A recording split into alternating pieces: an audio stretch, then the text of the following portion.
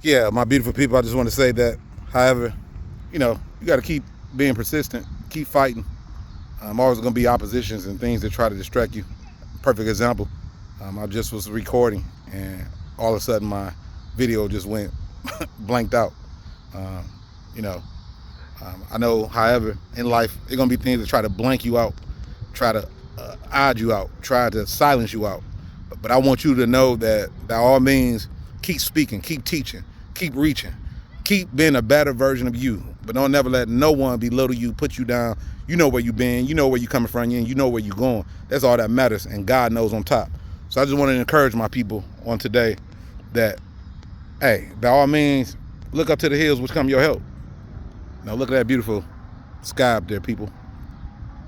But nevertheless, I just want to say that for all my men out there, I understand being a father, being a leader, being a husband, it's a great responsibility, because God given us, you know what I'm saying, a responsibility to manage.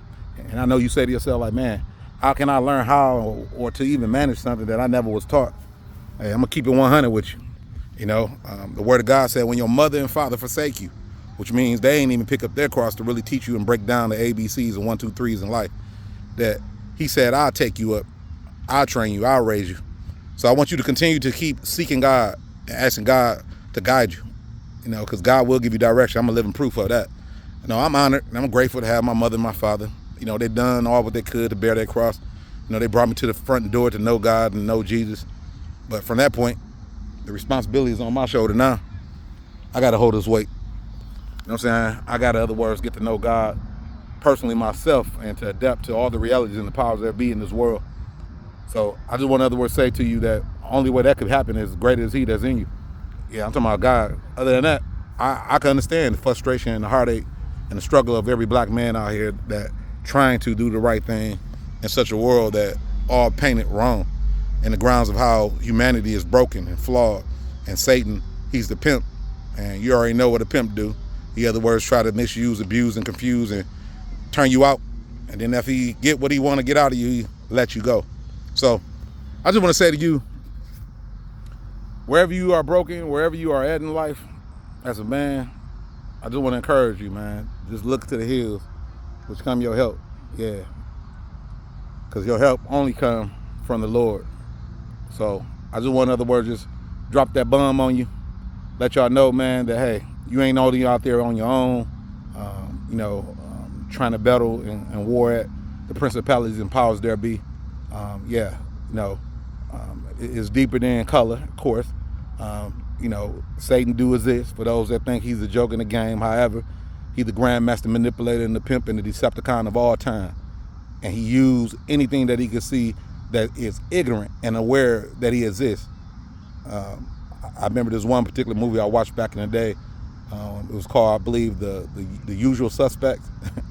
If you watch at the end of that movie, it's a statement that says, the greatest thing that Satan ever done to humanity and the world is to appear that he never did exist.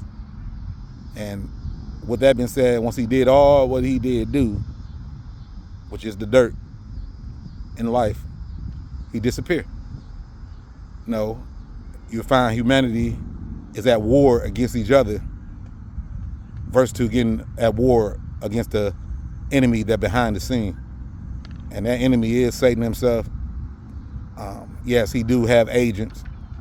And I want to just say to you that, hey, you ain't getting attacked or going through different things that trying to take you out just by coincidence. But nevertheless, you in the war zone. Every day is a fight.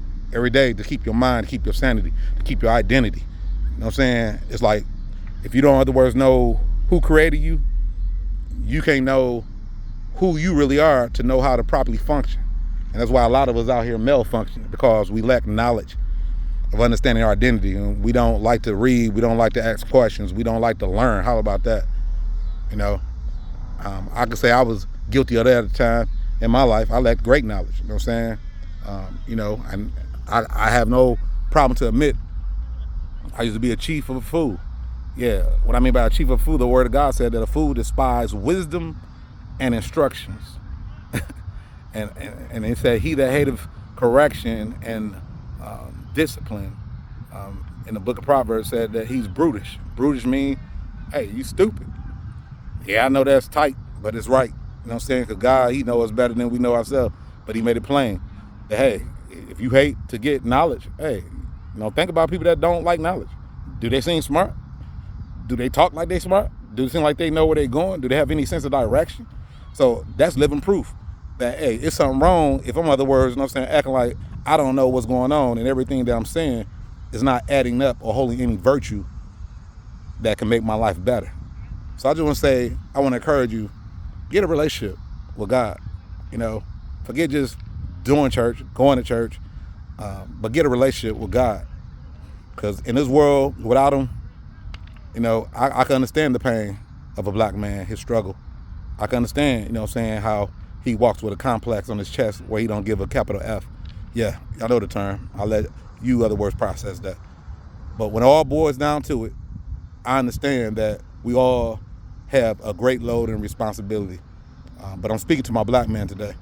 I know all men have affliction and troubles and temptations and problems, but, let's just keep it real here. The way we started off in life as black men, it's just like the game of Monopoly. If you look at that game, we didn't get all equal shares starting off in life. So however, to trying to provide, to trying to manage, to trying to teach, to trying to train, we have to, other words, dig a little more deeper to seek out resources and people that even hold, I say, integrity to want to help us, because there's a lot of counterfeits out here. So I just encourage you that you be careful who you learn from and who you seek to get knowledge from. Because when it all boils down to it, you have to make a choice. It's either do or die. You understand what I'm saying?